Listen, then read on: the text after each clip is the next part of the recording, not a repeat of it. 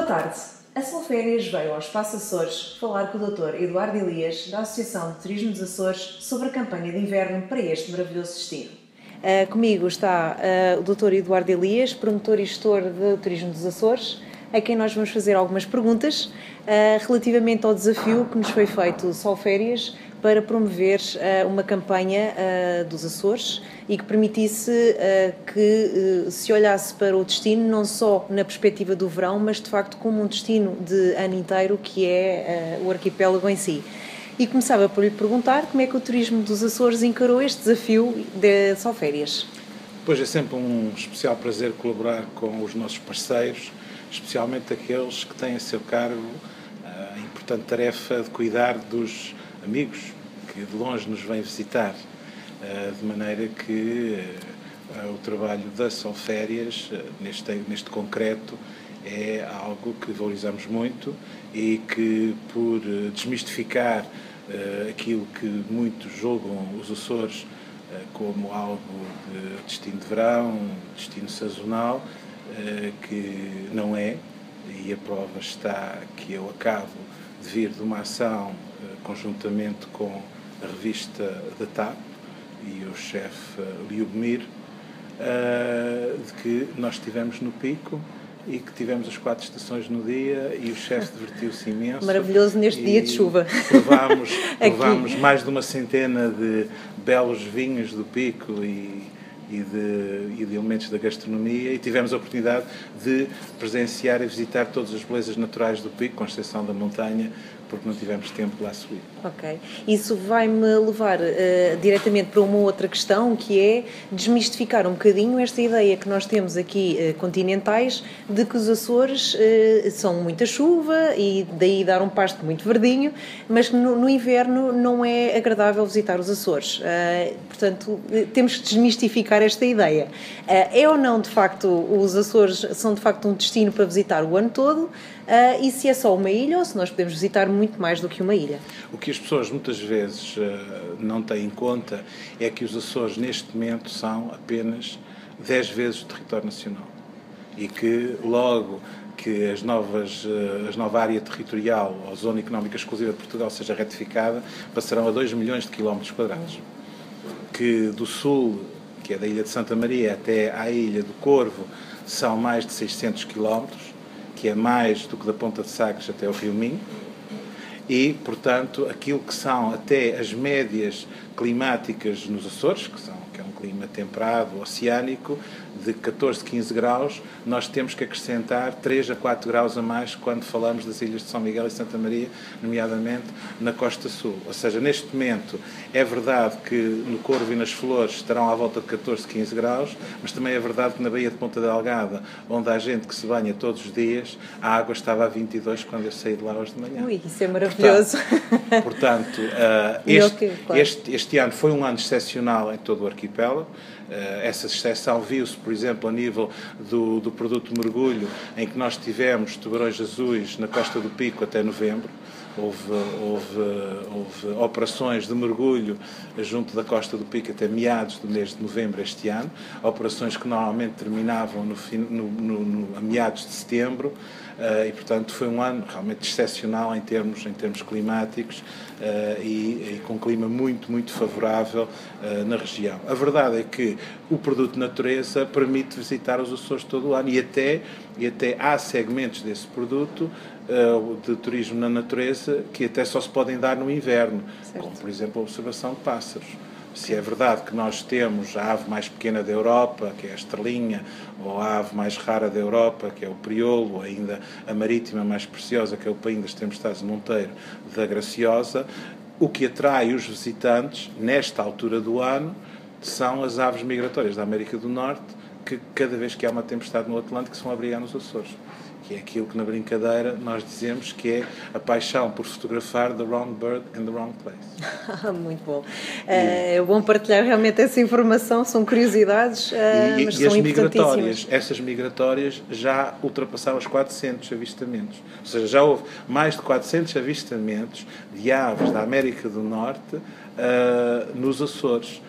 muitas delas pela primeira vez avistadas na Europa, o que significa, para quem conseguir essa fotografia, ir para o muro de honra do seu clube de birdwatchers, quer seja em qualquer país da Europa que tenha esse privilégio. De maneira que é isso que eles vêm ávidos à procura. Portanto, é uma aventura mais soft, mas não deixa de ser uma aventura porque vão realizar algo que é inédito e que ninguém no seu clube conseguiu, e vão conseguir um sonho, realizar esse sonho através da sua viagem aos Açores, e são localmente considerados como grandes aventureiros malucos porque vêm quando há uma tempestade. E, portanto, se houver uma tempestade é quando eles vêm aos Açores. Essas tempestades e esse tempo também favorece os amantes do canyoning, porque é quando as cascatas estão mais fortes, há mais água, quer na Ilha das Flores, quer nas zonas costeiras em São Jorge. O mesmo se pode dizer relativamente à vela. Este ano voltámos a ter um dos campeonatos europeus de prancha à vela, na Baía da Praia da Vitória, e às vagas, porque realmente junto das costas dos Açores temos algumas das melhores vagas. Eu, na brincadeira, costumo dizer, quando os jornalistas nos comparam ao Havaí, que sempre considerei o Havaí como os Açores do Pacífico, de maneira que devemos estar empatados aqui nestes termos. Depois, as águas quentes, que fazem dos Açores um arquipélago exclusivo, porque nós tivemos a sorte, geograficamente, de termos as correntes do norte, frias, mas muito ricas em nutrientes. E são esses nutrientes que atraem todas as espécies, ou uma parte significativa das espécies mundiais do mar aos Açores. Mas tivemos, concomitantemente, a sorte de termos a corrente do Golfo, que aquece as águas dos Açores. E isso é que faz dos Açores, em termos geográficos, um arquipélago realmente exclusivo a nível mundial, porque atrai estas espécies todas. A pouco e pouco temos vindo a ser descobertos, por gente de referência, ultimamente, há 2 anos, pelo Sr.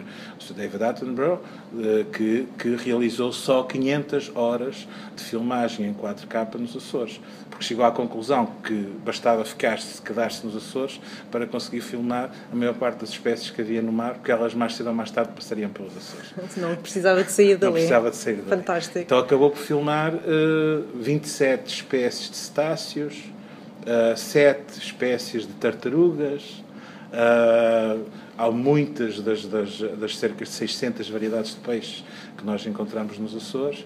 E, portanto, isto às vezes nós temos que desmontar um pouco isto, porque aquilo que é visto em 90 minutos num documentário da BBC não é propriamente aquilo que se pode ver num dia nos Açores. Claro. É aquilo que foi filmado num período relativamente longo, e por isso, quando fazemos as apresentações, falamos em baleias de primavera, que são as baleias de barbas, e depois as baleias de verão, que são as baleias de dentes, e as residentes que temos, que são as mais pequenas, os cachalotes fêmea e os juvenis, e 3 espécies de golfinhos que vivem o ano inteiro nos Açores, que é os comuns, que têm uma risca amarela, os ruazes, que aqui conhecem o Setúbal, que normalmente são aqueles que são mais identificados nos delfinários, e ainda os botos molineiros ou golfinhos de riso, que são os branquinhos e são mais tímidos, mais difíceis de se encontrar. Mas que são muito giros, porque são aqueles mais fáceis de filmar, porque sendo todos brancos nós conseguimos identificá-los melhor quando eles passam dentro da água. Isso foi um desafio também para a Solférias, quando tivemos em mão elaborar esta campanha de outubro a março, épocas especiais, precisamente para potenciar um bocadinho esta época em que o turismo é um bocadinho mais de movimento muito mais fraco, e o desafio era encontrar nos 7 temas coisas diferentes que pudessem ser feitas e experienciadas pelos visitantes nos Açores. E esse foi, de facto, o desafio que nós encaixámos aqui nesta campanha e na elaboração também desta brochura, em conjunto com todos os vossos associados, encontrar realmente aqui programas diferenciados, não necessariamente massas, mas que pudessem experienciar coisas completamente diferentes, mas que são tão perfeitas nos Açores. Teve a oportunidade certamente de ver as nossas campanhas, o que é que nos desafiaria a programar mais além das visitas, dos passeios, dos hikings, das observações de cetáceos, de visitas que nós também elaborámos pelas quintas nos Açores. Para além de tudo isto, haverá certamente outros desafios que nós gostaríamos de acolher. Quando falam aqui, por exemplo, em família, as pessoas não têm a noção de que praticamente todas as principais atrações que existem nos Açores estão providas de centros interpretativos e que esses centros interpretativos e centros de ciência estão disponíveis para elaborar programas para famílias e para as crianças. Ou seja, é possível organizar observações astronómicas no Centro Astronómico de Santana, por exemplo, ou ter um safari vulcânico nas Furnas, em que às crianças e às famílias é proporcionado o conhecimento dos micro-organismos que existem dentro daquelas caldeiras, micro-organismos que hoje nós suspeitamos que terão sido os responsáveis pela criação da atmosfera, por inclusivamente a nova geração de antibióticos, que se conseguem sobreviver a um ambiente tão adverso, depois podem ser aplicados, e as crianças acabam por perceber que afinal são os vulcões que dão vida e que quando os vulcões morrerem, o mundo vai morrer. E, portanto, que estar num vulcão é bom, não há que ter medo, são os vulcões que nos dão a vida, são os vulcões que nos dão as 40 variedades de águas minerais que há ali nas Furnas, e os miúdos, inclusivamente, podem provar as águas e saborear sumos feitos pelas águas. Para os adultos, normalmente, no fim, é dado um xarope, que é o resultado da água santa com mel e com uma aguardente, e que supostamente antigamente curava as maleitas. Por outro lado, também falam em viagens românticas, e é bem verdade que, por virtude de uma tendência que houve nos Açores, nomeadamente nos séculos XVIII até meados do século XIX, em que os terratenientes, os gentlemen farmers, ostentavam a sua riqueza através da organização de jardins botânicos de excelência, é possível hoje desfrutar desses jardins botânicos, onde há piscinas de águas minerais. Esta altura do ano é uma altura muito bonita, porque é a altura onde a camélia está florida, e nos Açores existem mais de 600 variedades de camélias, em virtude de um grupo de irmãos, os irmãos Canto, que colecionavam camões e colecionavam camélias, de maneira que nós na Biblioteca Pública de Ponta Delgada temos uma das maiores, se não a maior coleção camoniana que existe, pelo menos em território português, e temos mais de 600 variedades de camélias. Todos os anos há um festival das camélias, onde os jardineiros, mais ou menos, reúnem 200 daquelas 200 que eles consideram as mais bonitas naquele ano, que é sempre no último fim de semana de fevereiro. Portanto, é uma altura fantástica para se passear nesses jardins, ao mesmo tempo que podem desfrutar das águas termais a temperaturas muito agradáveis, entre os 30 e 40 graus. Portanto, não é por aí que as pessoas não desfrutam, para além de todos os centros de wellness que já vão aparecendo e que utilizam quer as águas minerais, quer inclusivamente, num caso muito específico, a água do mar aquecida, que é mais interessante nadar no próprio mar com a maré baixa, sim, mas que já se pode desfrutar também no centro a água do mar, naturalmente aquecida pelo calor vulcânico. Depois temos todos os resultados das erupções vulcânicas, que podemos ver vulcões ao vivo, ou seja, o visitante vai desfrutar de uma oportunidade única de andar dentro de um vulcão, andar sobre um vulcão, a desfrutar de lagoas que foram o resultado do colapso desses vulcões, ou seja, há uma atividade de aventura que pode ser uma aventura soft, como pode ser uma aventura radical. Eu já ando nisto há uns anos, e era curioso, há uns anos atrás as pessoas perguntavam se havia algo para se fazer nos Açores. E hoje as pessoas, os séniores ativos, perguntam se os Açores também são para eles. Portanto, a imagem que agora se transmite é que os Açores são de tal maneira radicais que, se calhar, a partir de uma determinada idade já não serão destino para as pessoas visitarem, o que não é verdade. E em cima de tudo isto, ou para além de tudo isto, temos a parte cultural. As pessoas muitas vezes esquecem que os Açores são 5 séculos de cultura e, talvez pelo seu isolamento, foram capazes de desenvolver um conjunto de artes performativas, que muitas delas correspondem às épocas baixas do Carnaval na Ilha Terceira, que é provavelmente a maior manifestação de teatro popular em todo o mundo. Este ano tivemos mais de 60 bailinhos organizados, com guarda-roupas, com música, com tudo muito a preceito. Tudo muito a preceito, para além das marchas, que depois aparecem nas festas, mas isso tudo vem originar aquela que eu gosto de dizer que é a guitarra mais melódica de Portugal, que é a terceirense com 15 a 18 cordas, ou a mais romântica, que é a de São Miguel, com os dois corações ligados pela lágrima da saudade.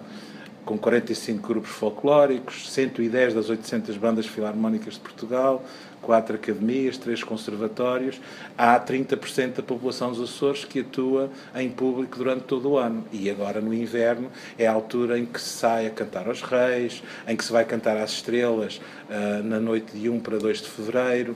Portanto, há um conjunto de manifestações genuínas, públicas, em que as pessoas podem participar, que são únicas e que valem bem a pena, para além de todas essas atividades que os Açores têm para oferecer a nível do seu núcleo duro, que é evidente que as pessoas, se nós perguntarmos, a maior parte vai aos Açores por causa da natureza. Que é isso que chama. E depois vão ver que, afinal, há muito mais que a natureza lá.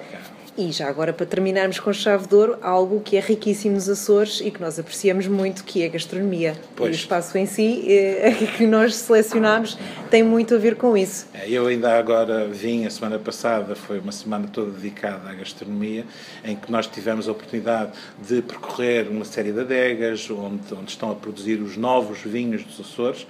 Neste momento o vinho dos Açores, ou vinho vulcânico, que está na moda e que atingiu valores fantásticos, inacreditáveis, quer em qualidade, quer também no preço, e que motivou a vontade dos produtores de recuperarem as vinhas da forma tradicional que elas existiam, porque nos Açores, literalmente, da pedra se fez vinho. Sem dúvida. Do pico. Certo. E a gastronomia, que é muito rica, porque é o resultado de povos de diferentes proveniências do território nacional e povos de diferentes proveniências internacionais, como os bretões que foram para uma parte de São Miguel, ou como os flamengos que foram para o grupo central, e que depois, com o apor da rota das especiarias e de outros povos que por ali passaram, acabaram por introduzir uma variedade e diversidade gastronómica nas ilhas que é única e que basta mudar de uma ilha para a outra para se perceber isso. Entre as duas maiores ilhas, as duas mais populosas,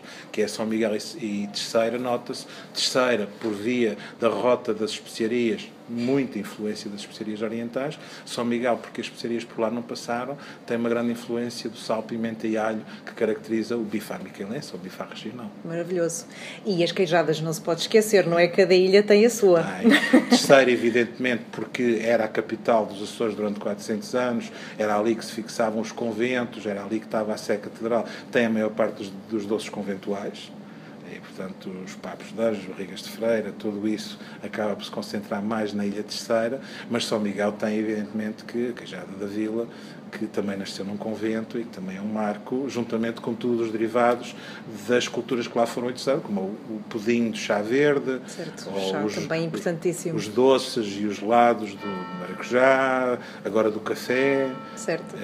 Tudo isso acaba, os licores, enriquece a gastronomia, como é óbvio. Queria, por último, questionar se há mais algumas palavras que gostaria de deixar como água na boca para que todos nós possamos visitar vezes sem conta aos Açores, seja em que altura do ano for.